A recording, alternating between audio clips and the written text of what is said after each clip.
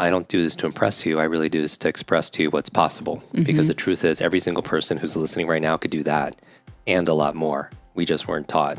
If anything, we were taught a lie that somehow our intelligence, our potential, our memory is somehow fixed like our shoe size. So 2 tiny habits that will help you with this every day is when you wake up in the morning, say to yourself, today is going to be a great day. So first of all, I want to start with the childhood brain injury you had to overcome. What was that, and what was that journey like? Yeah, I think a lot of people are really surprised when they see me on video or if they've seen me live on stage. I do these memory demonstrations where I'll be in front of 1,000 people and I have 100 people stand up and introduce themselves, and I'll memorize all their names in real time. Or they'll give me 100 numbers or 100 words, and I'll memorize them forwards and backwards. But people are very surprised because I tell people, I don't do this to impress you. I really do this to express to you what's possible. Because the truth is, every single person who's listening right now could do that and a lot more. We just weren't taught.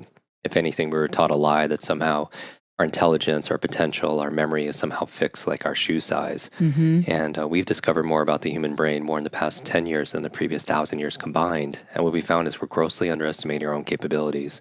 And the reason I know is because of what you asked is I grew up with severe brain injury. When I was 5, I had a very bad fall in kindergarten class, a very bad accident, rushed to the hospital, and my mother said I was never the same after that. Before that, I was very energized and very curious, but after that, I started I couldn't understand things. Teachers would repeat themselves over and over again. I would pretend to understand, but I didn't really understand. I had poor focus, a poor memory. It took me an extra 3.5 years to learn how to read, and so that was very challenging. One of my teachers, when I was 9 years old, was so frustrated with my slow learning. She pointed at me in front of the whole class and said, "That's the boy with a broken brain." And that became my label. And adults have to be very careful with their external words because they become a child's internal words. You think? And so every time I didn't do well on a quiz, I wasn't picked for sports, which was like all the time, I would always say to myself, oh, it's because I have the broken brain. Oh, and it's just oh my God. a reminder to everyone who's listening. We're going to talk about, how to focus and read faster and improve your memory. But your self-talk is very important because your brain is like a supercomputer and your self-talk is a program that will run. So if you tell yourself, I'm not good at remembering names, you will not remember the name of the next person you meet because you programmed your supercomputer not to. Yes. No, I program my supercomputer. I say the same thing and we all say it. I can't remember anybody's name. Oh my God, I'm so busy. I meet so many people. I know. But yet I can if I really focus hard. And it's interesting too, because people come to me all the time saying, I'm just too old. I'm not smart enough. I'm not good at remembering names. And I always tell people, stop. If you fight for your limitations, you get to keep them. Mm-hmm. If you argue for your limits, they're yours. We started with that quote this morning. It was good. real. If you fight for your limitations. So I was like, oh my Lord. But we're so used to doing that. And so I struggled all through school. And when I was 18, I hit a wall. I wanted to make a fresh start as a freshman in college, and I could not get it. Even thinking about it, I get like a little flustered because I really want to make my family proud. They had immigrated here. My dad came when he was 13. He lost both of his parents, and they couldn't afford to have him. And he came here to live with an aunt. And we lived in the back of a laundromat, didn't speak the language, where my mother worked and everything. And so I really wanted to make them proud for all the hard work. And I was doing really badly. So well, that actually, I don't mean to interrupt you, but that also makes it harder when English isn't your first language. Right. So now you have a brain injury. You don't even speak the language because you're in kindergarten. I remember going to kindergarten not speaking the language because I was Greek. Right. And so I was always 2 years behind everyone in reading and comprehension. I always had to work so much harder than everybody else. It's definitely a challenge. I mean, English really is my first language. My parents wasn't, but I mean, we grew up in that household, so it was always difficult. And I think it's not a matter of resources because, it was not the education or the money or the connections. It was just it's more resourcefulness. Mm-hmm. And so anyone who's listening to this right now that's going through adversity, I want to remind you that difficult times, they could define you, they could diminish you, or they could develop you. And ultimately we decide and we have agency. And that's really my message to people. It's not how smart you are, or how smart your kids are, or how smart your team is, or how smart your spouse is. It's not how smart you are, it's how are you smart. And we're just not all the time. School is a great place to learn what to learn and what to think and what to remember, but they didn't necessarily show you how to learn and how to think and how to remember those things. Because it's also very individual. It is, because everyone. And sometimes school, the school system hasn't evolved as much as the world has evolved. And some people would suggest it's a cookie cutter, one size fits all approach when everybody is individual. And we live in an age of autonomous electric cars and spaceships that are going to Mars. But our vehicle of choice when it comes to learning and education is like a horse and buggy. And it's not a slight against teachers. My mother became a special education teacher because she didn't know how to help me with my challenges.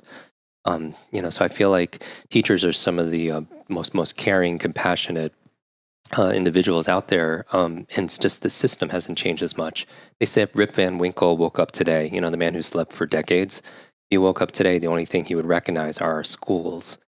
And oh my God, that's so crazy, but it's true. It is. It's like history, math, exactly, science. So if anyone's listening to this right now and you feel overloaded with too much to learn, too little time, like I imagine you have books on your shelf you haven't read yet, and it becomes shelf help, not self help, or you get more than 10 emails a day, or how many people came to listen to this and they want to have a better memory. How many people forgot why you came here to listen to this, right? You ever walk into a room of your own home and you feel like, why am I here? Yep. Or you go to the store to buy one thing and you come back with 2 bags full of things, except for that one thing that you went to get. Yep. And when we're talking about technology, I think the ultimate technology is our mind. We're born with the most incredible device out there, but more people upgrade their phones than they do upgrade their mind. And, this controls everything nowadays. Everyone listening to this, you're not paid necessarily for your brute strength. It's your brain strength, right? It's not your muscle power. It's your mind power, your ability to solve problems, your ability to be creative and use your imagination. And so I think the most important skill to master in the 21st century is our ability to learn how to learn. And they call it meta learning. And that's what really my passion is, growing up as the boy with the broken brain who eventually learned how to I hit a wall when I was 18. I couldn't keep up, so I wouldn't eat, I wouldn't sleep, I wouldn't work out, I would just live in the library. And one night I passed out of sheer exhaustion, and I fell down a flight of stairs in the library. I hit my head again. Oh my God. And I woke up 2 days later in the hospital. And at this point, I was wasting away. I was down to 117 pounds, hooked up to all these IVs, very dehydrated, malnourished. And I thought there had to be a better way. And when I had that thought, the nurse came in with a mug of tea, and on it was a picture of a genius, Albert Einstein, right? And it had these words on it. A quote said, "The same level of thinking that's created your problem won't solve your problem. And the same level of thinking that's created the problem won't solve it." It made me think of a new question, like, what's my real problem? It's like I'm a very slow learner. And then I was thinking, how do I think differently about it? Well, maybe I could learn how to learn. And I just made that my focus for the next 60 days. And about 2 months into it, a light switch flipped on. Like I was studying like learning and speed reading and ancient mnemonics, brain science, adult learning theory, multiple intelligences. I wanted to solve this riddle of how does your brain work so you could work your brain? Like how does the memory work so you could work your memory better, right? And I found out that there's no such thing as a good or bad memory. There's just a trained memory and an untrained memory. There's no such thing as a good or bad memory. Just a trained memory and an untrained memory. Can you explain that more? Yeah, so people think, and I teach this everywhere from Caltech to Harvard University to the Cleveland Clinic Center for Brain Health. They're doctors, they're caregivers, they're researchers, they're patients. And we find that 1/3 of our memory is predetermined by genetics and biology, but 2/3 is in our influence and our control. And we're just not shown the best ways to activate that, unused brain power.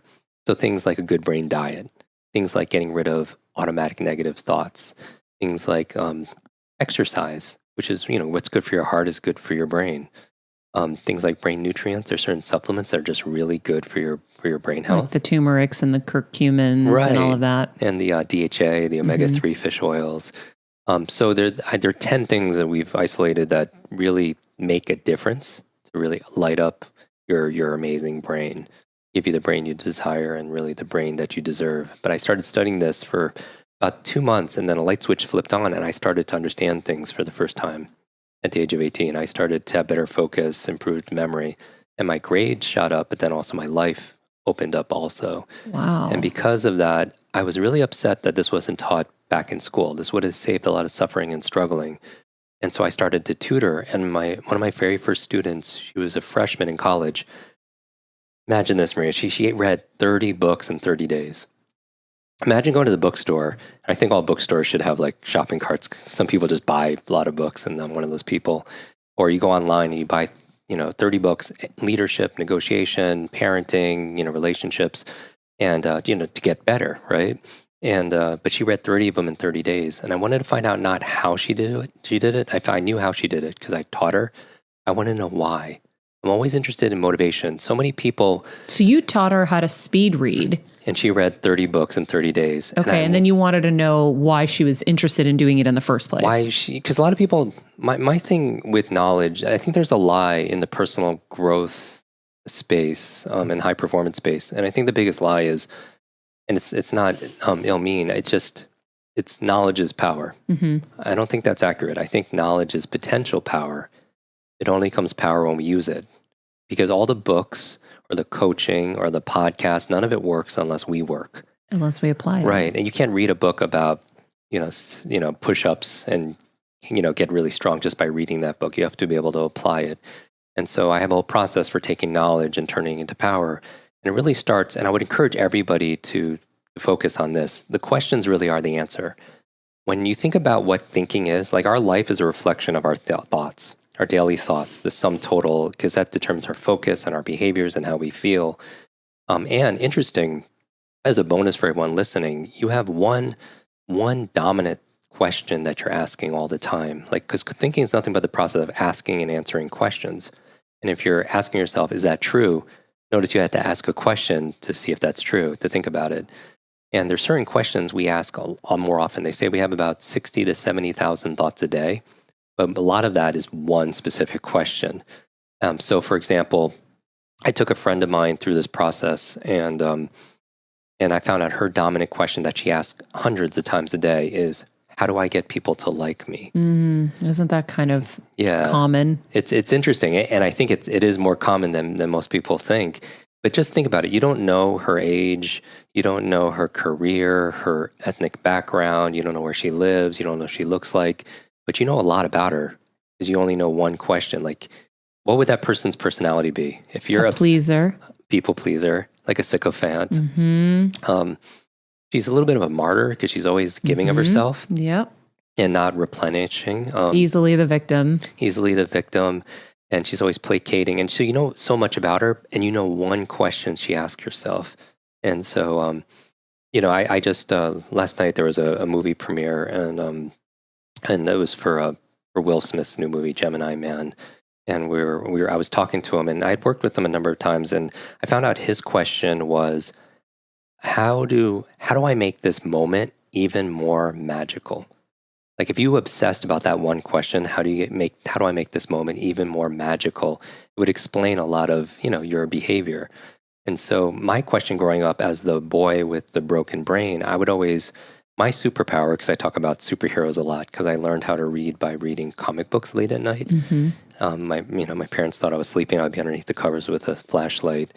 And something about the stories about good versus evil, about one person can make a difference, that they provide not only hope, but real help for people, much like you do for your listeners. And so I feel like everybody has the potential to wear this cape on their back. And but when I couldn't, read, I wanted to, my superpower was, I just wanted to be invisible. Like I didn't want to be called on in class. I would always shrink and shrink and shrink because I don't want to be seen. I don't want to be heard. And ultimately, I think all of us want to be understood and acknowledged, but not at that time in my life. And so because of that, my question was, how do I make this better? That literally was my question. How do I make this better? That's what I think constantly is, how do I make this better? Even if I'm out at a restaurant, how would I make this better? Everywhere I am. And I learned it when I was at a Tony Robbins seminar. And he was like, I'm always trying to figure out how to make things better. And it connected. I'm like, that's what I do all the time. The through line between everything. Yes. And then you start getting answers all the time. It's like you have part of your brain called the reticular activating system, RAS, where at any moment, people don't realize this, our brain primarily is a deletion device. It's trying to keep information out. There's like a billion stimulus you could focus on, but you can only focus on about 5 to 9 bits of information, 7 plus or minus 2. New research, that's out of Harvard, but new research says about 4 bits of information. At a time? At a time, because what actually gets in are things you have questions about. It's like years ago, my sister, a younger sister, was sending me postcards and emails with a photograph of like a pug dog. Mm-hmm. And I didn't know why. And I realized her birthday was coming up, so she was planting seeds, right? But I started to see these pug dogs everywhere. I would go to the grocery store and somebody's checking out online holding a pug dog. I'd be jogging in my neighborhood and I'd see someone walking 6 pug dogs.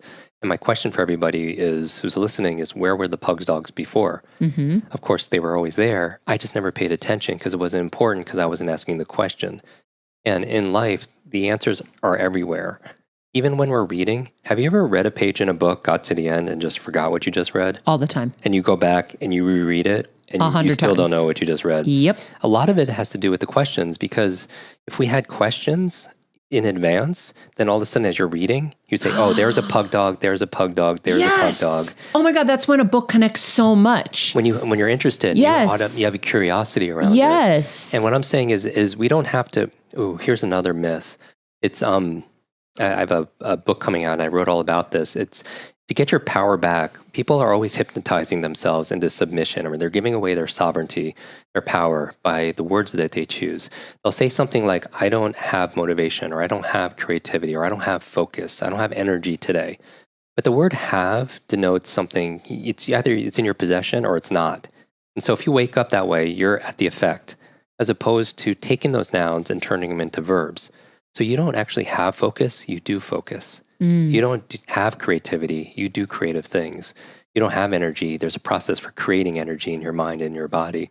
You don't even have a memory, you create a memory.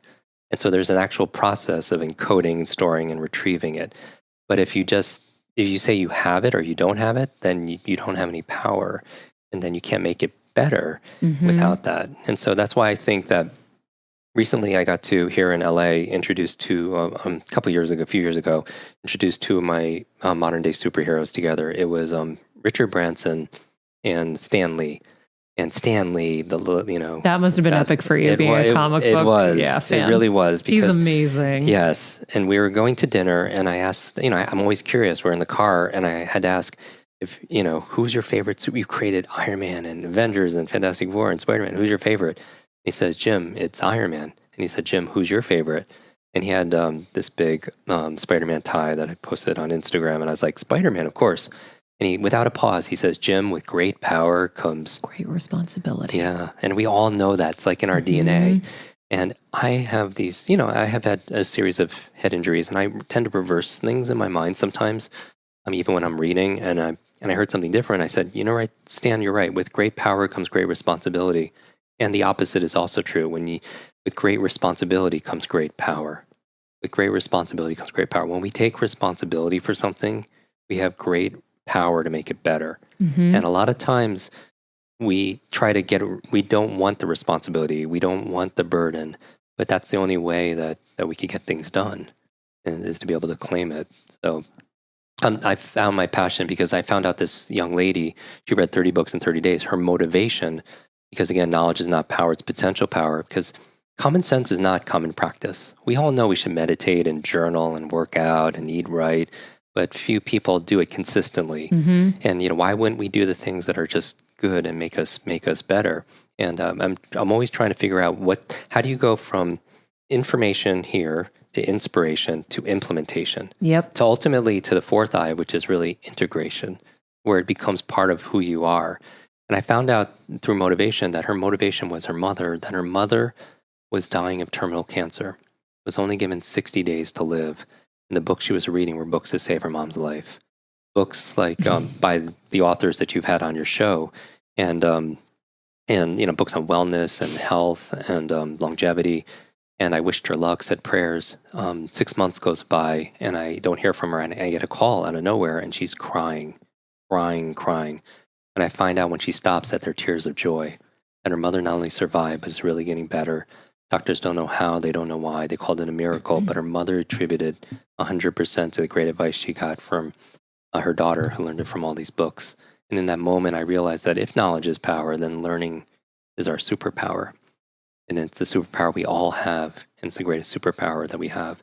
Because if there was if there was a genie that could grant any one wish, just one wish, of course we would ask for more wishes, right? Millions of wishes. But if I was a learning genie and I could grant you any one learning wish to help learn any subject or skill, like better and faster, the equivalent of asking for 1,000,000 wishes is learning how to learn.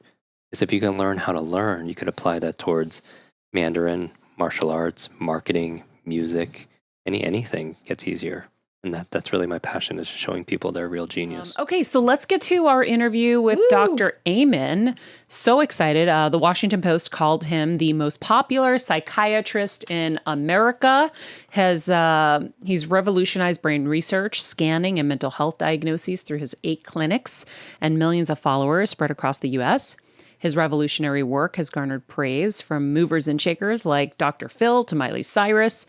And as Jeff said earlier, he's noticed a dramatic shift in his usual clientele during COVID-19 and recognizes that this chapter of our human history is just as risky for mental health as it is for physical health. So, Dr. Amen, thanks so much for joining again. Hi, Maria. Good to see you. Great to see you. I love the blue shirt. Out of the black. It's like there's enough black with the coronavirus. Yeah. So true. Tell me, since we've just mentioned that your usual clientele has shifted, what has it shifted to? What have you seen that's different?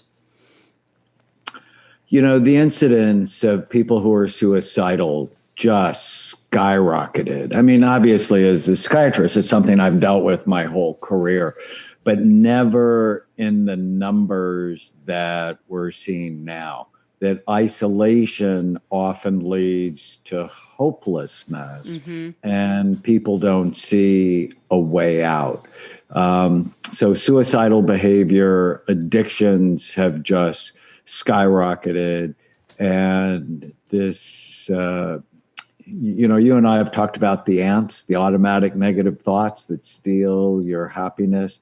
They're just running over Yeah, people. explain that for people who may not have seen that episode. It's a really important thing to know.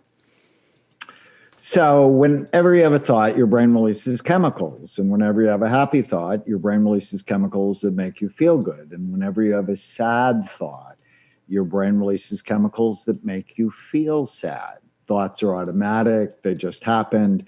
And about 30 years ago, I coined the term ANTS, automatic negative thoughts, the thoughts that come into your mind automatically and ruin your day. And so you need to develop an every other thought your brain releases.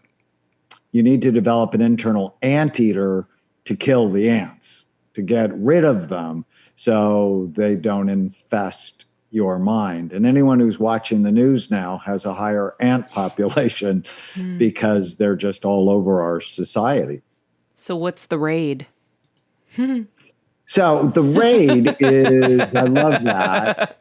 Whenever you feel sad or mad or nervous or out of control, write down what you're thinking and ask yourself, is it true? If you can absolutely know that that's true, and learning how to discipline your thoughts is just critical to being happy, being purposeful, and not be overwhelmed with negativity. So some people have a bias toward positivity, but so many of my patients have a bias toward negativity, which literally feeds depression and feeds anxiety disorders. Where you bring your attention determines how you feel. And so if I bring my attention to the really wonderful people in my life and the purposeful nature of our work, my grandbabies, I feel happy.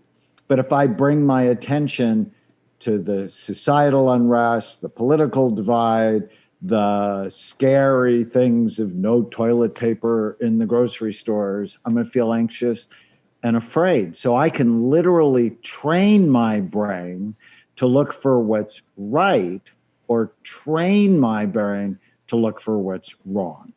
I love that. I think kind of egotistically also, we're all trying to predict, right? Because we want to be right. So I find myself wanting to predict what's going to happen. And I'll be like, oh, I think this is going to happen, or I think that's going to happen. And I'm like, wait, I'm obsessing about stuff that has no, like, there's nothing that I can really predict and nothing I can really control, because you're trying to figure out what's the solution to all of this. How can I get out of this pain? How can I, try to anticipate what's coming so that I'm ready for it?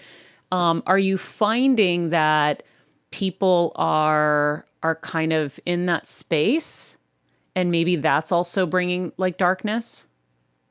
Well, one of the ants, I have 9 different kinds of ants that I talk about, and dragons, which we might mention. But the ants, there's a fortune-telling ant where you arbitrarily begin to predict things are going to turn out badly, even though you don't have clear evidence for it. And that is the ant that drives panic attacks. Every patient I've ever had that have had panic attacks, they're masterful at predicting the worst.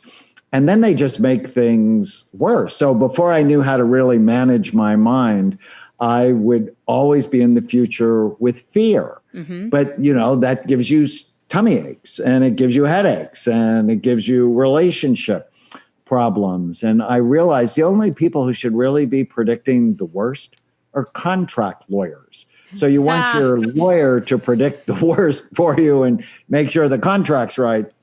But other than that, you really want to start looking at what's right, not at just what is wrong. Yeah, I know, because before I hit the road, gosh, it's been like 6 weeks or so. Yeah. I had gotten to like a darker place because I was thinking about what was coming, and it was just so dark what was coming in my head. And I was so fearful, and, almost like the world was like starting to kind of cave in a little. And I was like, oh my God. And Kevin, my husband, was like, you're going to bust. You need to get out. And luckily, I had been asked to go speak at Tony Robbins' seminar in Florida, and that was my out. I left. And when it was time to come home, my husband said, don't come home. He's like, you need a break. And what's funny is I'm here in the woods with family and, Kelsey and friends, and everything just changed. I've stopped thinking about those things. I've stopped watching the news. I'm totally focused on my, health and my work and whatever. And just the breeze and the trees are changing everything for me. And I know it's because my focus is there and in awe of the nature that I'm seeing and the garden and whatever. And I'm not focusing on that because, as you said, focus equals feeling. And so if we can shift where our focus is going, we can shift what we're going to feel. So 2 tiny habits that will help you with this every day is when you wake up in the morning, say to yourself, today is going to be a great day. That's actually on the top of my to-do list.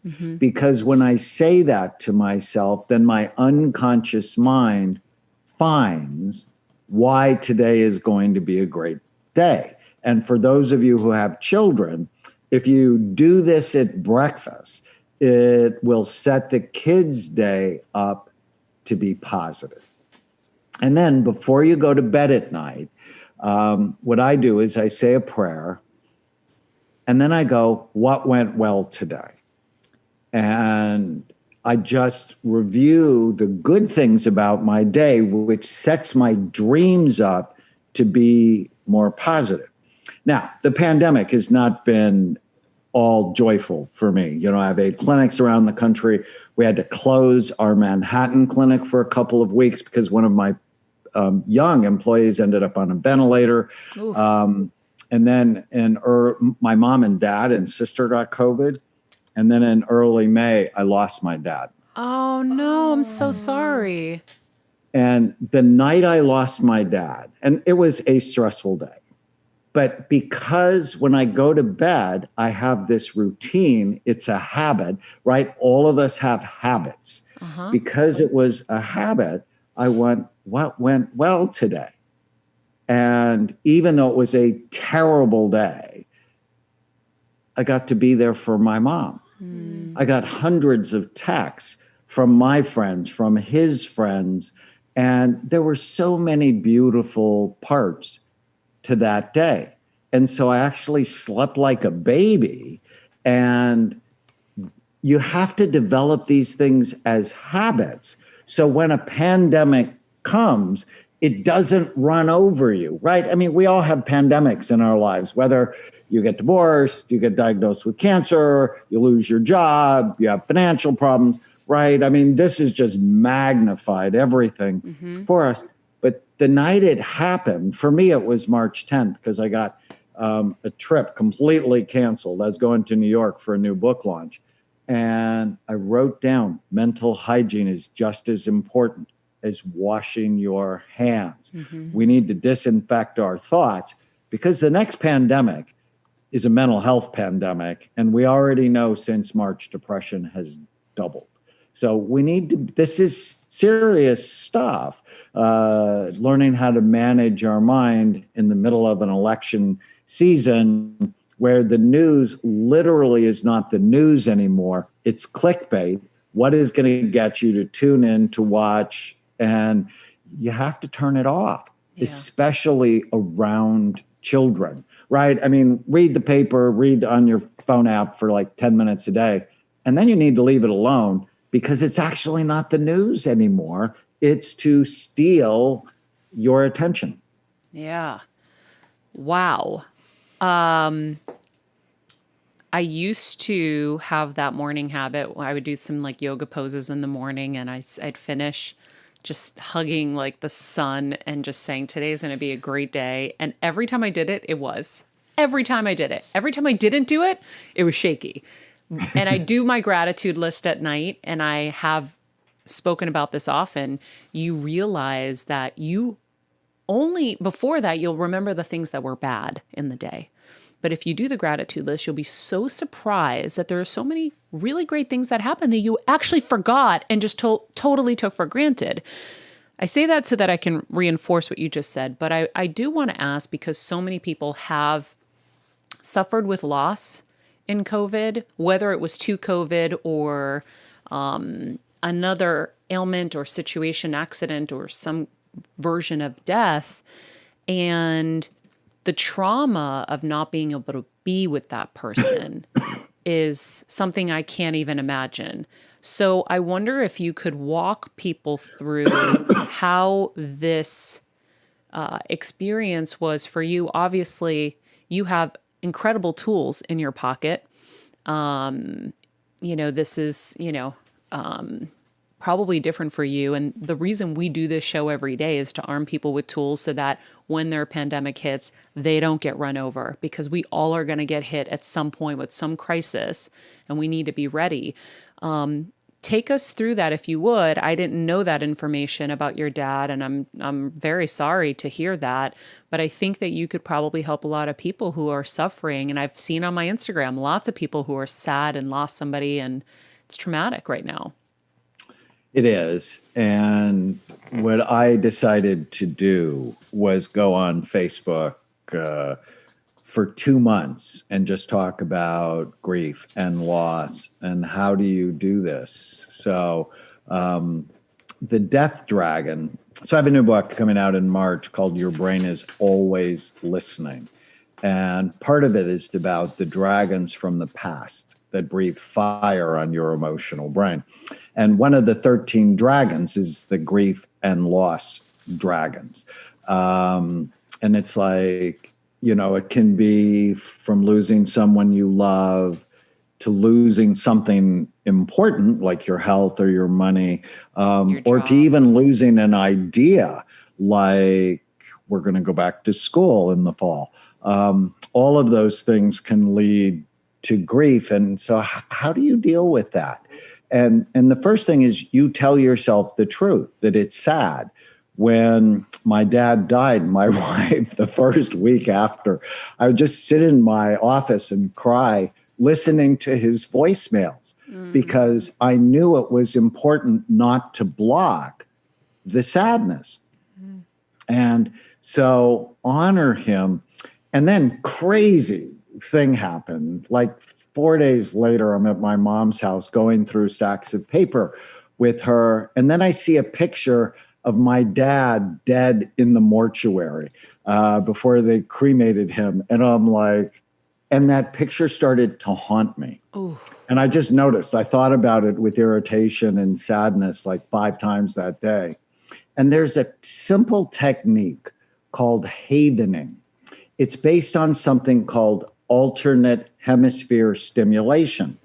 And I don't know if you've heard about EMDR, but it's the same thing. It's a specific psychological treatment for trauma, except what you do is you take your hands, put them on your shoulders, cross your arms, put them on your shoulders, and just stroke down for 30 to 60 seconds.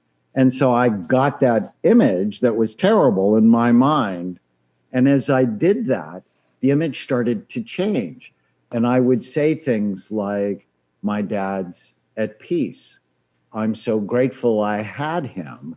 He will always live in me and through his babies and grandbabies. And I have to tell you, after about a minute, I could tell the picture had no power over me. And then it became a picture I actually love, because it's the last image of him. And so whenever you're upset, whenever you just feel that anxiety come, feel it. So too many people block it. They overeat, they're smoking pot, they're drinking alcohol. No, that's just the wrong thing for your brain. Feel it, but then stimulate. Because, when you're holding your left shoulder, it's actually stimulating the right side of your brain. And when you're holding your right shoulder, it's stimulating the left side of your brain. And doing this together calms the fear center in your brain and activates your frontal lobes. And so too often, we just don't have the tools to get rid of the anxious, negative thoughts and feelings. And then obviously write down the negative thoughts you have, because with grief often comes guilt. I should have, could have, would have. And those things just aren't helpful. And then what I always say when it comes to grief, fix sleep first, because grief can really mess with sleep. But if you don't sleep, it turns off 700 health promoting genes and you're going to get sick yourself. And throughout this pandemic, despite the losses, I think my stress level's been like on a scale of 1 to 10, a 3, because I just believe that whatever is going to happen, I'm going to be able to manage. And part of it is I've managed the death dragon. And that's the dragon that you almost think of the second to last episode of Game of Thrones, when Daenerys was on the dragon and just wiped out King's Landing. Well, so many people have that image about what's going on. And the fact is, we're all gonna die. If you don't deal with the death dragon, your life is going to be much harder. Elizabeth Kubler-Ross, who is the psychiatrist who was famous for her book on death and dying, wrote that it is the denial of death that is partially responsible for people living empty, meaningless lives. Because when you think you're going to live forever, you don't do the things you know that you must do today. And so I've been wrestling with my death dragon ever since I was in college and took a class on death and dying. But it's just so important. I actually have the 7 things that are good about dying. I just carry them around in my head. I don't have to deal with LA traffic anymore. I don't ever have to see the dentist that, really, I mean, he's got a drill and sharp objects that he puts in your mouth. Like, I'm not okay with that. I don't have to play chicken with the cyclist on the road anymore. It's like, why are you trying to get me to kill you? That is hilarious. Oh my. Well, I wonder, when you talked about the shoulders being the left and the right side, can you explain that a little bit more? Because that was very interesting to me. So whenever you touch the left side of your body, it's actually felt in the right side of your brain. And the same thing is true. So for the right side, because your brain has tracks that cross, so which is why if you get a left hemisphere stroke, you're paralyzed on the right side.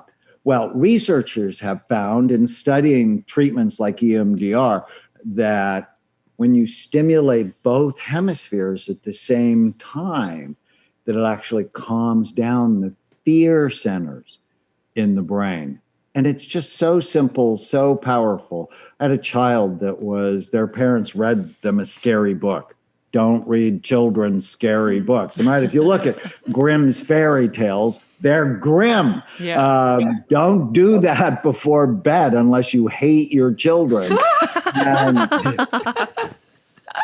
But the child just got stuck on it. And the mom, he's one of my patients, the mom called me, what do I do?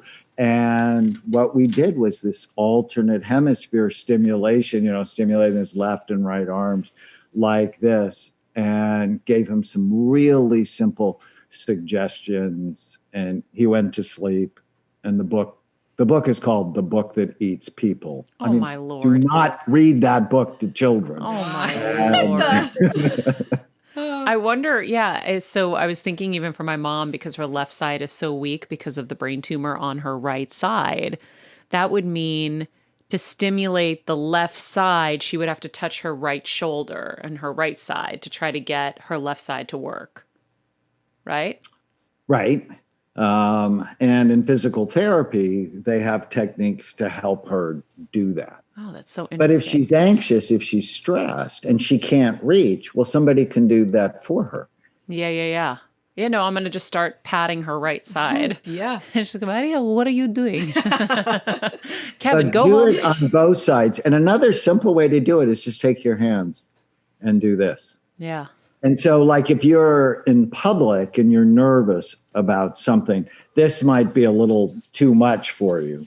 But if you do this, people aren't going to have, they're not going to think you're crazy. What a great tip. I love It's that. stimulating, again, both sides of the brain at once. And that's what calms the fear center down. And that calms it down. Is it because it confuses the fear center so it doesn't have time to think if you're doing this? Both sides are firing, so it's like, we're busy. We don't have time to be afraid. I think it helps integrate Interesting. the information.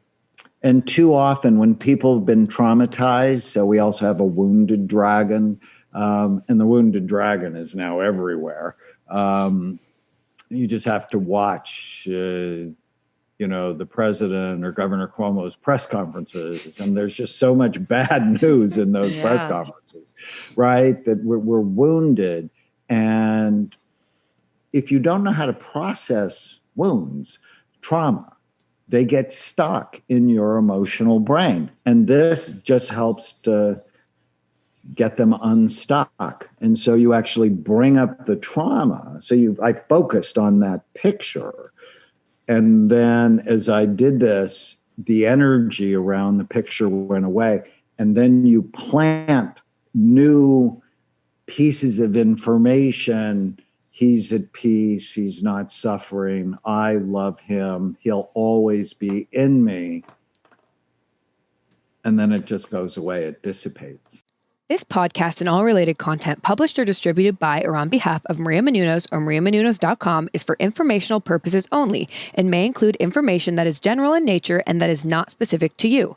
Any information or opinions expressed or contained herein are not intended to serve as or replace medical advice, nor to diagnose, prescribe, or treat any disease, condition, illness, or injury, and you should consult the healthcare professional of your choice regarding all matters concerning your health, including before beginning any exercise, weight loss, or healthcare program. If you have or suspect you may have a healthcare emergency, please contact a qualified healthcare professional for treatment. Any information or opinions provided by a guest expert or host featured within website or on company's podcast are their own, not those of Maria Menounos or the company.